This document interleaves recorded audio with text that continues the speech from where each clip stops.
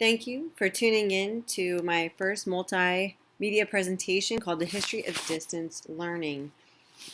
Distance learning, I used to think of the actual physical distance of people walking 5 miles uphill and downhill barefoot in snow, but it's not physical distance, of course. We are talking from physical distance to virtual distance, to an education that can be worked on from your kitchen table while you're eating breakfast and even from a swimming pool. Let's take a stroll through the world distance learning history. To know where you're going, you have to know where you came from. And so first you have to go look at the written era. And I would have never guessed or imagined that distance learning goes all the way back to 1728, first established in Boston with lessons sent by mail, of course with many other instances as well. And then we have the sound. So go from written to sound with the radio becoming more famous and phonograph. And so that was a tool that became useful for distance learning. Wisconsin and Penn State both use that. I have to say the high price for that radio phonograph. Whew.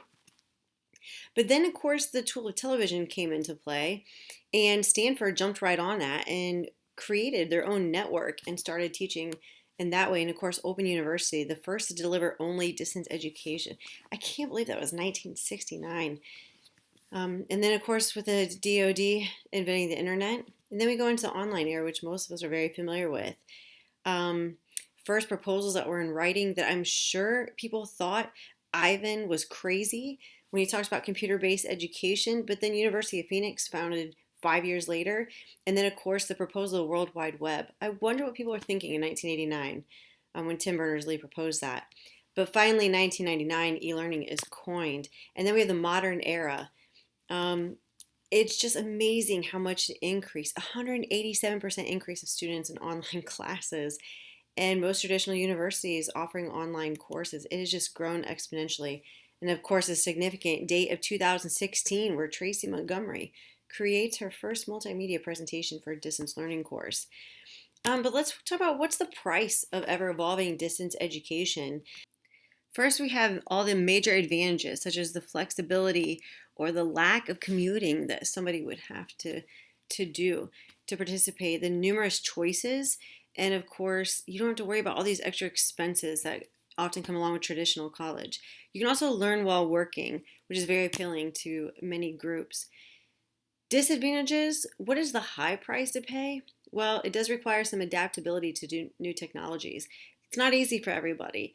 And not only even if it is easy for everybody, the format isn't always ideal for all learners and all types of learners. There's also a lack of social interaction, which is very important to some people. Some employers don't accept online degrees, and not everything can be learned online. Do you want a surgeon with an online degree? So distance education today is not so distant.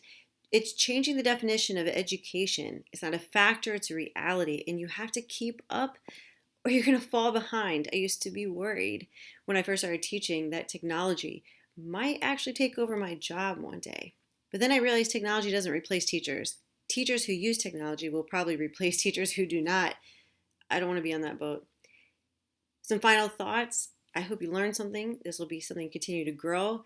I appreciate you listening.